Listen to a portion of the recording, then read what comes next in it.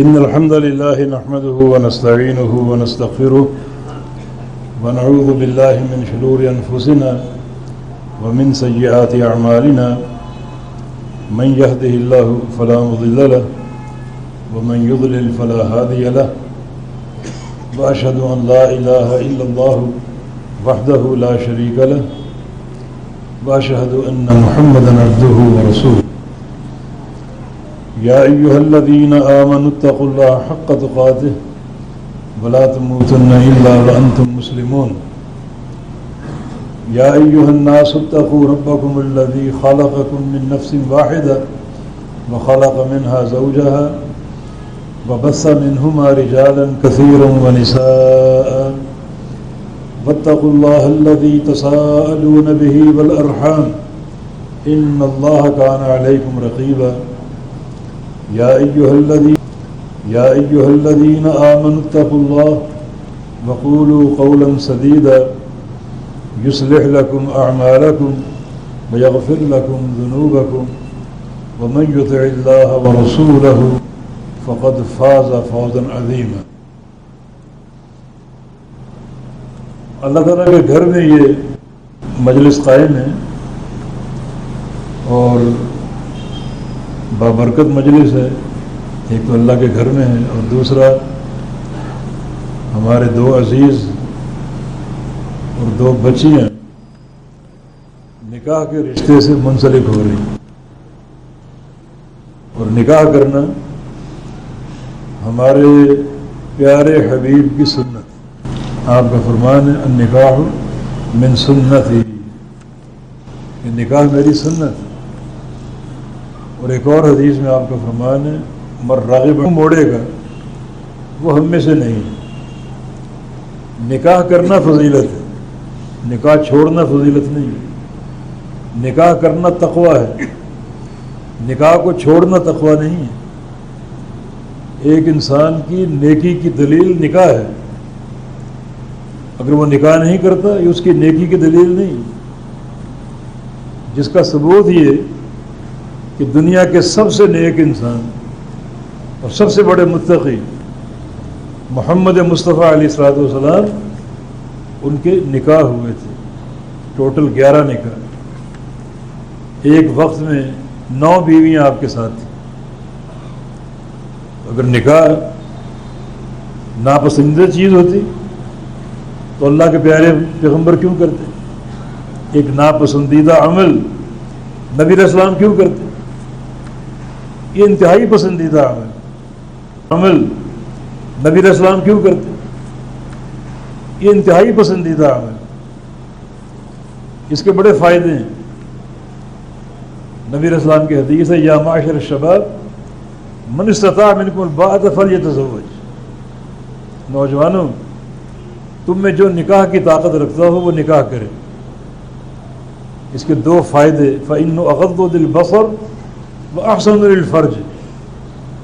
اس سے نگاہیں نیچی ہوتی اور شرمگاہ محفوظ ہوتی. نکاح سے معاشرے میں پاک دامنی پھیلتی اور بے راہ روی کا خاتمہ ہوتا ہے. نظریں نیک ہوتی، دل میں پاکیزگی آتی، تقویٰ پیدا ہوتا ہے. پھر یہ انسان کی فطری ضرورت. اللہ پاک کا فرمان ہن لباس لکم وانتم، کہ تمہاری بیویاں تمہارا لباس ہیں اور تم ان کا لباس ہے. بڑا یہ معنی خیز فرمان، بڑی اس میں حکمتیں ہیں. اگر اس کی تفسیر کی جائے تو بڑا وقت درکار ہے کہ تمہاری عورتیں تمہارا لباس ہیں، تم ان کے لباس. اس میں سب سے اہم نقطہ جو سامنے آتا ہے کہ لباس ہر بندے کی ضرورت ہے. آپ میں سے کوئی بغیر لباس کے باہر جا سکتا ہے؟ لباس پہن کے جائیں. تو لباس آپ کی ضرورت ہے جسم کو ڈھانپنے کے لیے، آپ کی حیا کو قائم رکھنے کے لیے لباس آپ کی ضرورت ہے. کوئی بندہ بے لباس باہر نہیں جاتا. تو اس طرح بیوی اپنے شوہر کے لیے اور شوہر اپنی بیوی کے لیے لباس. مانا جس طرح لباس کی سب کو ضرورت ہے اس طرح شوہر کو بیوی کی ضرورت ہے، بیوی کو شوہر کی ضرورت ہے. اور اس کی اہمیت کی دلیل. کوئی بے لباس ہونا پسند نہیں کرے گا، بے لباس ہو کے باہر نہیں جائے گا. یہ نکاح کی اہمیت، نکاح کی فرضیت. پھر اس میں ایک نصیحت بھی، یعنی شوہر کو بیوی کا لباس اور بیوی کو شوہر کا لباس قرار دیا گیا. یہ ایک کامیاب ازدواجی زندگی کی نصیحت ہے. لباس اندر کے عیب کو چھپا لیتے. انسان کا جسم کیسا بھی ہو، کتنا اندر عیب ہو، آپ لباس پہنیں گے سارے عیب چھپ جائیں گے. جناب آپ نے شیروانی پہن لی اور جناب شلوار قمیض پہن لی تو سر سے پاؤں تک سارے عیب چھپ جائیں گے. یہ سر لباس میں نہیں آتا تو بعض اوقات سر کے لباس لوگوں کو عیب لوگوں کو دکھائی دیتے ہیں. سر میں بال نہیں، سر کا گنجا ہے، یہ لوگ یہ ایک عیب اس کو محسوس کرتے ہیں. اور اگر یہاں بھی ٹوپی پہن لے یہ عیب بھی چھپ جائے. یہ لوگ یہ ایک عیب اس کو محسوس کرتے ہیں. اور اگر یہاں بھی ٹوپی پہن لے یہ عیب بھی چھپ جائے گا. تو عیب جو ہے، لباس جو ہے، یہ بندوں کے عیب کو چھپاتا ہے، جو بھی عیب ہے. تو بیوی شوہر کی لباس ہے اور شوہر بیوی کا لباس. معنی اگر شوہر اپنی بیوی میں کوئی عیب دیکھے تو اس کا لباس بن کے اس کو چھپا لے، اور بیوی اگر شوہر میں کوئی عیب دیکھے تو اس کا لباس بن کے اس کو چھپا لے. نہ شوہر اپنی بیوی کے عیب کا ڈنڈورا پیٹے اور نہ بیوی اپنے شوہر کی. جناب دیکھے جا رہی ہے شوہر ایسا شوہر ویسا، ماں باپ سے شکوے شکایتیں. یہ ازدواجی زندگی کے ناکامی کا راستہ ہے. کامیابی کا راستہ یہ قرآن نے ہمیں سکھایا. ایک دوسرے کا لباس بن جاؤ. جس طرح لباس عیب کو چھپا لیتا ہے، تم بھی عیب چھپاؤ. جب عیب چھپاؤ گے حفاظت کرے گا، رسوا نہیں کرے گا، عیوب کو کھولے گا نہیں. دونوں خوش و خرم زندگی بسر کریں گے. اور اگر عیب کو کھولو گے، ان کا چرچا کرو گے، لوگوں کے سامنے باتیں کرو گے، یہ رسوائیاں ہیں. یہ پھر ازدواجی زندگی کی ناکامی ہے. تو آیت کریمہ یہ چند الفاظ بڑی ان میں جامعیت اور معنویت ہے.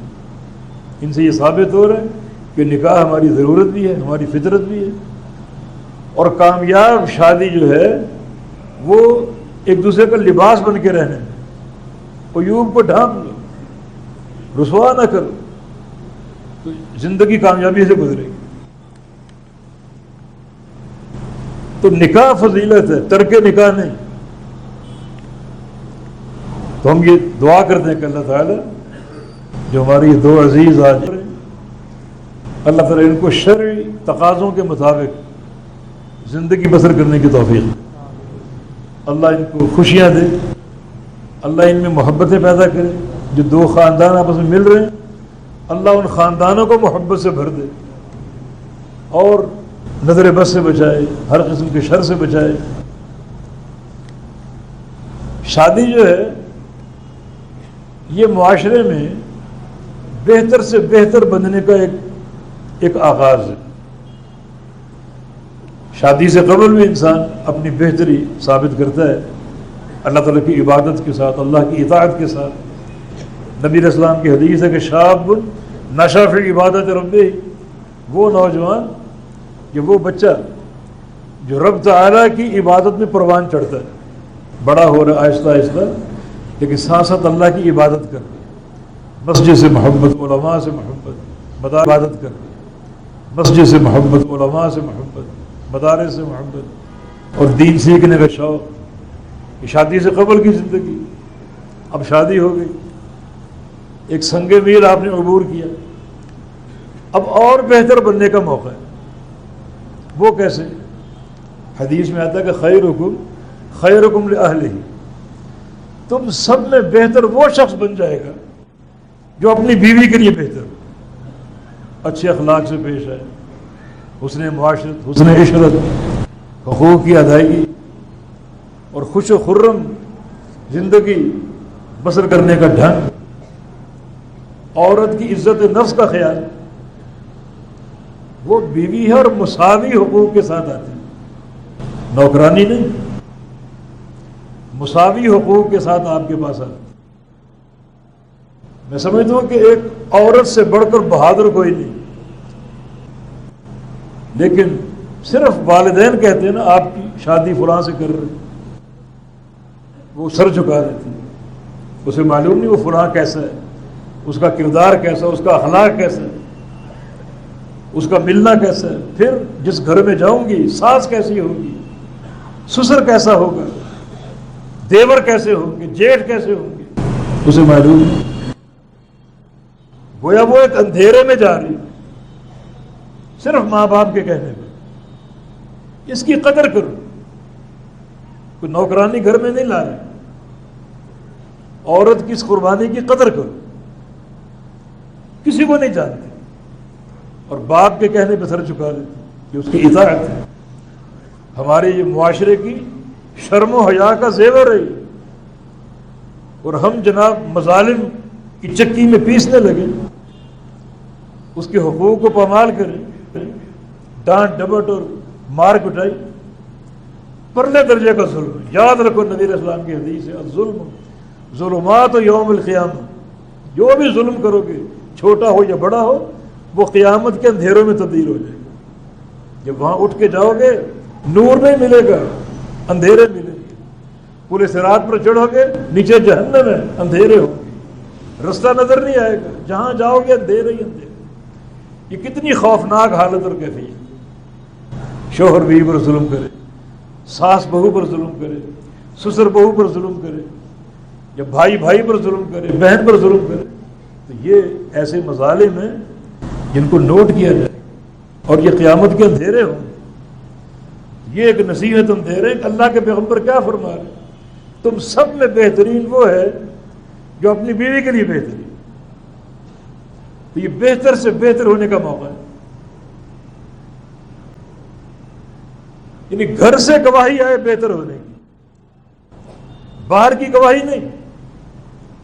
باہر تو آپ اپنے تقوی کے بھرم جھاڑیں گے دنیا کو دکھانے کے لیے، پارسائی کا لباس پہن لیں گے دنیا کو دکھانے کے لیے، بیٹھے ہیں سر جھکا کے، دنیا کا ایک بڑا متقی پرہیزگار، بڑا اللہ کا ذکر کرنے والا، یہ گواہی معتبر نہیں ہے۔ اصل معتبر گواہی گھر کی، گھر سے خاتون خانہ کہے کہ میرا شوہر با اخلاق ہے، با کردار ہے، میرا شوہر گھر کی تنہائیوں میں بھی اللہ سے ڈرنے والا ہے، اس کے دل میں اللہ کی خشیت۔ لیکن یہ دین مکمل ہے، اللہ نے کس کس طرح اس دین کو مکمل بنا کر پیش کیا۔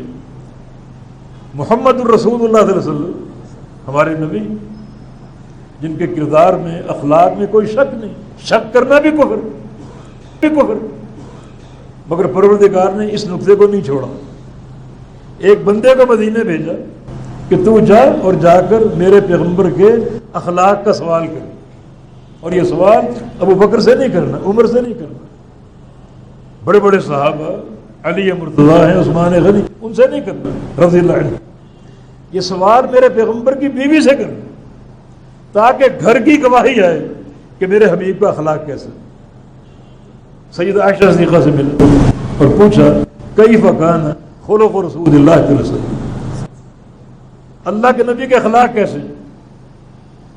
اب گھر کی گواہی سن لیجیے، خلقہ القرآن، پورا قرآن اللہ کے پیغمبر کا اخلاق، یہ گواہی۔ یعنی قرآن جو اللہ کی کتاب ہے، اللہ کی وحی ہے، اس کی مجسم تفسیر جو ہے وہ محمد الرسول اللہ صلی اللہ علیہ وسلم۔ یعنی قرآن اگر انسانی شکل میں آتا تو محمد کریم کے چہرے میں آتا صلی اللہ علیہ وسلم، یہ گھر کی گواہی۔ تو خیرکم خیرکم لأہلہ وانا خیرکم لأہلہ، تم سب میں بہترین وہ ہے جو اپنی بیوی کے لیے بہترین، اور میری بیویاں ایک وقت میں 9 بیویاں، میں سب سے بہترین، اچھے اخلاق سے پیش آنے والا، ان کے حقوق کا خیال رکھنے والا، بلکہ اور تو اور آپ سرکار عالم، سرور کائنات، سید ولد عالم، لیکن کان فی محنت اہلہ، آپ بعض اوقات گھر میں ہوتے اپنی بیویوں کا ہاتھ بٹاتے، ان کے کام آپ کرتے، یہ اسوہ حسنہ جناب محمد مصطفیٰ علیہ السلام، یہ نمونہ، یہ سیمپل، یہ آپ کی ازدواجی زندگی اس طرح ہمارے لیے نمونہ ہے۔ دونوں عزیزوں سے یہ درخواست ہے کہ ان حقوق کا خیال رکھیں۔ اور پھر ایک نقطہ یہ بھی کہ یہ جو نکاح ہوا ایک کلمے پر ایک عورت، ایک خاتون ایک مرد کے لیے حلال ہو، وہ عزت بڑی قیمتی، وہ گوہر بڑا قیمتی۔ اس عزت پر دسترادی کرنے والا دین اس کو آدھا زمین پہ گاڑ کر بقیہ آدھے جسم پر پتھر جب تک موت واقع نہ، اتنی قیمتی یہ عزت ہے، لیکن آپ کو یہ دے دی گئی ایک کلمے کے عوض میں۔ اس کلمے کے بارے میں دو قول ہیں، ایک یہ کہ یہ ایجاب و قبول کا کلمہ، ایک حق مہر پر پوچھا گیا آپ کو فلاں بیٹی قبول ہے، آپ نے کہا قبول، یہ ایجاب و قبول، یہ کلمہ ایجاب و قبول، ایجاب و قبول پر حلال ہو گئی۔ اس نعمت کی قدر کرو، اس نعمت کو کھونے کی بجائے اس کی حفاظت کرو، اس کی عزت نفس کا خیال رکھو، اہتمام کرو۔ دوسرا قول اس کلمے کے بارے میں کلمہ توحید، ہماری شادیاں، ہماری بیٹیاں موحدین کو ملتی، عہد الحدیث کو ملتی، کلمہ توحید، مشرک کو نہیں، شرک کرنے والے کو نہیں۔ تو یہ توحید کی عظمت ہے کہ آپ کا نکاح ہو رہا ہے۔ جب ایک نعمت آپ میسر آ گئی تو توحید کو سمجھو اور اس کو اپناؤ اور شد و مد سے اس کا اہتمام کرو، اس کو نشر کرنے کی ایک تدبیر کرو، اور یہ سوچو کہ ہمارا ملک لا الہ الا اللہ کی بنیاد پر حاصل ہوا۔ پاکستان کا مطلب کیا؟ لا الہ الا اللہ، مگر توحید قائم نہیں ہے۔ افسوسناک حقیقت ہے کہ اس ملک کو کبھی ایسی قیادت نصیب نہیں ہوئی جس کو توحید کا ادراک ہو۔ ایسے وزراء ہم نے دیکھے ہیں جن کو قل هو اللہ احد نہیں آتی، آپ بھی جانتے ہو۔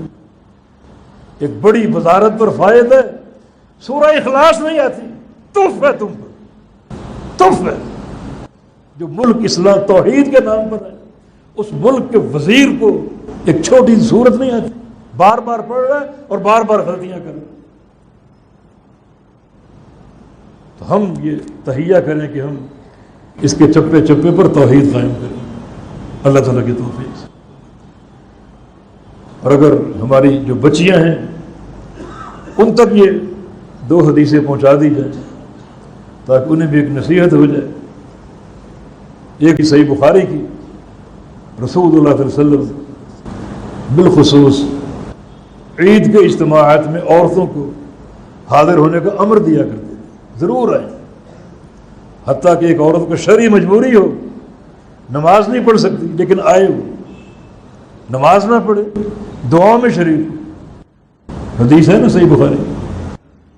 اور فرمایا کسی عورت کے پاس اگر اپنی چادر نہ ہو، عبایا نہ ہو، تو اپنی کسی سہیلی سے ادھار لے لے، نماز پڑھ کے واپس کر دے۔ سہیلی کے پاس بھی اگر ایک ہی ہے تو دونوں سہیلیاں ایک ہی میں لپٹ کر آ جائیں، اتنی تاکید۔ آج کچھ لوگ مذاق اڑاتے ہیں عورتوں کے عیدگاہ میں جانے، حالانکہ حبیب کبریا کی سنت، آپ کی تعلیم، آپ کی تاکید کہ ایک چادر اس میں دونوں سہیلیاں لپٹ کر آ جائیں، اتنی اہمیت۔ اور آپ نے دیکھا بڑا اجتماع ہے اور آپ نے سوچا کہ عورتوں تک آواز نہیں گئی، بلال حبشی کو لے کر آپ عورتوں کے اجتماع میں آ گئے اور ان کو الگ خطبہ دیا۔ اس خطبے کے چند جملے، یا معاشر النساء تصدقن واکثرن من الاستغفار فانی اریدکن اکثر اہل النار، اے عورتوں صدقہ دیا کرو اور کثرت سے استغفار کیا۔